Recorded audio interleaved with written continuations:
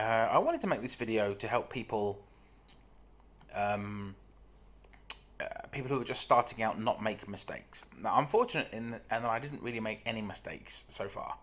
I kind of started reasonably analytically because it's not my first mobile game, and I think I've done all right, and I've spotted the mistakes that I haven't made, and the only real mistake I've made is not focusing on crew enough. Is getting a bit sidetracked sometimes, but generally I've been all right. So I'm hoping that my advice is gonna be useful for you. The reason I started making Star Wars Galaxy of Heroes videos on this particular channel, even though if you scroll through my videos, you'll see I'm not really an active YouTuber, as it were. I want to put some videos on, but actually making them is just it's always been hard work because I've done it via an Xbox. But I found this way to do this on a mobile device, and it's actually really easy. But the reason I decided to go with this game was because, or at this time, is because I reached 1 million galactic power. So to reach 1 million galactic power, you have to have done a fair bit. You have to have geared up a fair few characters and gone through a few experiences. So I figure I can help people out. So the first thing that you're gonna want to do when you play this game is you're gonna want to find a guild. The reason you need to find a guild is because guilds can activate events, and once you start taking part in these events, you get rewards that will help you gear up to your characters, and that's really the goal of the game, isn't it? To gear up your characters and have a bit of fun. My particular story is I joined a guild when I as soon as I could. It wasn't very active. There were only 2 or 3 active players out of about 20 really were in there, but only 2 or 3 were big. I don't know if it was a new guild or it was a couple of mates, but it was a random join. And I did take part in a few Rancor raids that they ran, something along the lines of level 4 or level 5. It's certainly not on the heroic level. But there was no communication, there was no talking, and this game there's a lot going on in this game, so you kind of need to feel you're part of something. Otherwise, it's just a headache. It's a fun headache, but to play it on your own, I really, you've got no one to ask questions of. So I joined that guild, and then I left that guild, and then I joined a guild called the Pink Rabbits. The Pink Rabbits has since changed its name. There was some kind of a merge or something with the Asgardian Alliance, and when you can see in the top left that we're now Asgardian 2 Alliance or Asgardian Alliance 2. I don't know what the actual name of the thing is, but it's a pretty decent guild. There's, let's say, a dozen of the members are, probably a bit more than that, are active in chat.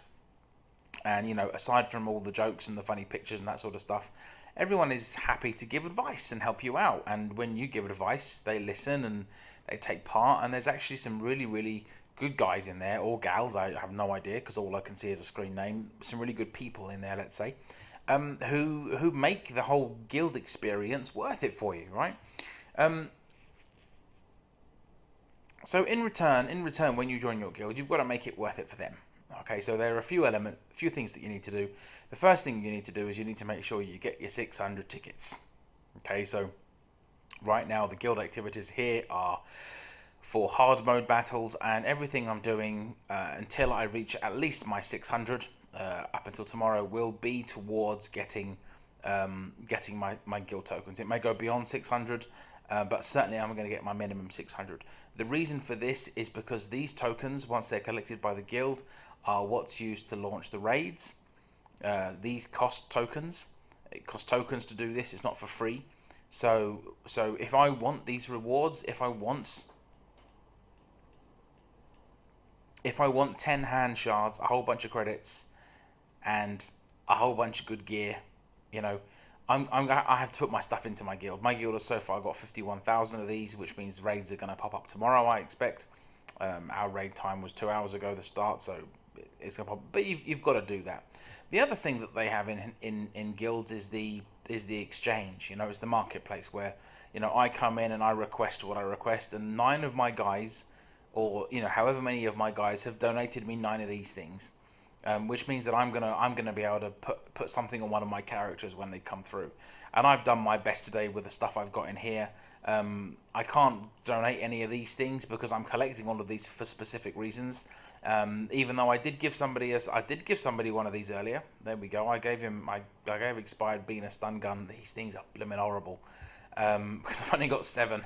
Unless you've got like 40, you may as well just hand them over.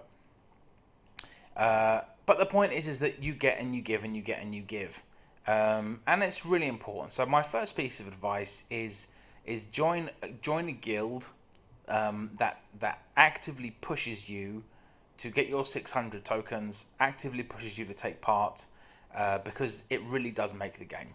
It really does make the game. The second most important piece of advice is regarding money. Okay, money for crystals. Now, probably the game developers aren't going to appreciate this, but there really is a problem with gaming in many parts of the world, in that most of it is gambling. It is a gamble. Let's go through some of these packs and whether I'm going to decide to buy them. So my Colonel Stark Imperial Command bundle. They've put this here because there's currently the dark side territory battles ongoing, and he would be a very useful character for me to have. It's given me my price here, and for that I can get 40 shards of Colonel Stark and all of this gear to level up, right? So this is a pretty clear product purchase, okay? Also with a little bonus. I got no problem with this, right? If you want to get ahead and you want to spend your I think that's $10. You want to spend your $10 on 40 shards, that's worth it, right? If you want to do that, then crack on. But when it comes to stuff like this, when it comes to these, where are we? Is this here? Yeah, there we go. So let's say that's 2,000 crystals. Well, I'll look at how much that costs in a second, but that's 2,700, and that's nearly 3,000 crystals. And it gives you potentially 10 up to 330. If I spent all of my money on crystals and I got, there's 5 cards in here, and I got 10, 10, 10, 10, and 10, I have wasted my money. I have flat out wasted my money. There is no question about it. It's a complete roll of luck. It's a roll of the dice as to whether you get it. Now I have not made this mistake in this game. I bought one crystal pack. Which one was it? I bought this crystal pack. I bought this crystal pack in US dollars, so that's a $5 pack. I bought it because I needed a quick boost. I bought a character pack and I realized, hang on a minute, you've made this mistake before. And I made this mistake with the Star Trek timelines that I play. And I spent something like $300 US on that game before I realized I was being robbed. Because it's just a risk. It's a gamble. It's not specifically to do with this game. It's actually just mobile gaming in general. For some reason, the authorities haven't cottoned on to the fact that that kids are being robbed, basically. So, like I said, if you want to buy 80 Darth Vader shards for a certain amount of money and get all this gear, then crack on. It's worth it to get ahead. It will save you a lot of time. If you're going to buy crystal packs and you're going to spend them on these random packs, don't. My strongest advice to you is don't do it, because you're just going to end up disappointed. You're just going to get 10 shards. That's all you're going to get. You get bronzium shards down here. You get these for free. You can earn. There we go. So you can. I don't want to click it because it's daily missions tomorrow. So I've got to get my points. But you can see you can earn full characters to these star levels, or you can earn shards, or you can earn gear. Most of the stuff you get in here is junk, but you can get character shards. And my IG88, for example, he's almost at 100 shards solely on these things. So it is possible. My strongest advice to you is don't gamble your money. Only buy the shard packs if it says there's a specific amount. Don't gamble on this 10 to 330 rubbish, because you're literally rolling in a casino. Then we come to gameplay, and my advice to you on crew. Now, it's probably not going to be a revelation to you that there are opposing factions in this team. So, of course, there's the overall light side and dark side element of the game, but there are also solely Empire characters, All of these are Empire characters, and their primary enemy in the game is Rebel. Alright, so this is their primary enemy. And similarly, if you look at Resistance players from R2, who seems to be useful for everything, but if you look at Resistance players, their common enemy are First Order, who are up here. So, once you start leveling your characters, pick a faction and understand that as you unlock characters from a certain faction, they will give you the ability to unlock characters from the opposing faction. As an example, to unlock Emperor Palpatine, who is an extremely useful character, as he should be, you need a team of rebels to do that. Okay, to unlock R2-D2, who is another extremely useful character. You can't get his shards. His shards only come in a special event. You need Empire characters. Yeah, so you level your rebels to get your Empire. You level your Empire to get your R2. Okay, if you want Grandmaster Yoda, then you need to level your Jedi. It's not an opposing team, but of course the event is called Grandmaster Yoda Training. If you want to unlock Jedi Training Rey, who I don't have, you need a First Order team to first unlock BB-8. So to get the best characters in the game, you need generally to unlock the opposing characters. My advice in this regard is to find the synergies in pairs of players and pilots, because you're going to need ships. So when I joined the guild, gentleman, I assume gentleman, could be lady, I don't know, named Gain Train, just threw out a random comment to somebody in chat about Wedge Antilles.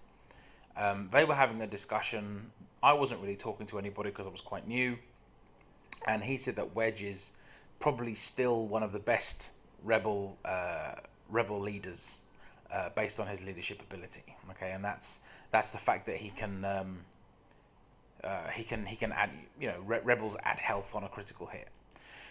So up until that point, I had simply been raising the level of characters as I kind of found them useful for my 5-player team, right? So, I had a healer, and I wanted a tank player, and I wanted an attacking player, but I hadn't considered synergies at all. I hadn't thought about it at all. The minute he said this, it wasn't a revelation to me as in, oh wow, he's right. I thought to myself, I'm going to follow his advice. I'm just going to follow his advice. And I did, and I leveled him up, and it was the best advice I could have done, because him and Biggs together formed the first part of my first arena team, and then I started to think, hang on a minute, let me put extra rebels with him, and I put extra rebels around them, and it took me up to around 500 in the arena. Rank 500, steady rank 500 in the arena, which was earning me a decent amount of currency, and I was able to unlock other characters. So my first piece of character advice is to look at the synergies. Don't make the mistake of getting caught up with shiny things. And this is the hardest thing in this game, because look at that little green cross, right? I really want to click it. But I know that the elements needed here are needed further up here for another character that I'm saving up the gear for. All right. If we go all the way down here, we can see a lot more crosses appear. All right, and we may as well actually we may as well stay down here for my second piece of advice. It costs credits to upload characters. There is no need for me to upgrade Wicket. Okay, he's up to 65 shards. He's only a 4-star character. He's no good for me whatsoever until I have enough to get him to his 7-star character power. There's no point in me doing any of this. It will add to my galactic power. It will increase this, right? Which will in turn help my guild in terms of getting better rewards. but longer term, it will damage my ability to level up because I'm going to spend credits. I'm going to use gear. So if you are not planning to use a character immediately, don't waste time gearing it up. As much as I want to just do this, there's no point. It's got no power for me. I get them up to at least, unless they're really useful, right, and I know I'm going to need them immediately, I get them up to 6-star before I start doing all of this stuff. Generally. Here's a good example. Night Sister Spirit, 86 shards I've collected, and I haven't bothered to take it beyond 2-star. This is going to have to go up to somewhere near 300 before I even think about paying to upgrade this character, simply because I don't have the use for it. I don't have a Night Sister team. To unlock all of these Night Sisters is going to be just too much effort for me.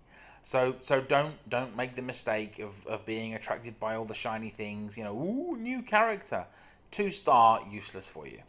All right. My final piece of advice is to read. Okay, I didn't pay attention on things. I didn't bother reading, and it's kind of understandable when you're faced with all of this. I mean, look at this. This is it's like an essay. It's like I finished work for the day. My kids are playing outside. I mean, look how far down I've got to go. My kids are playing outside. My wife's watching crap TV downstairs.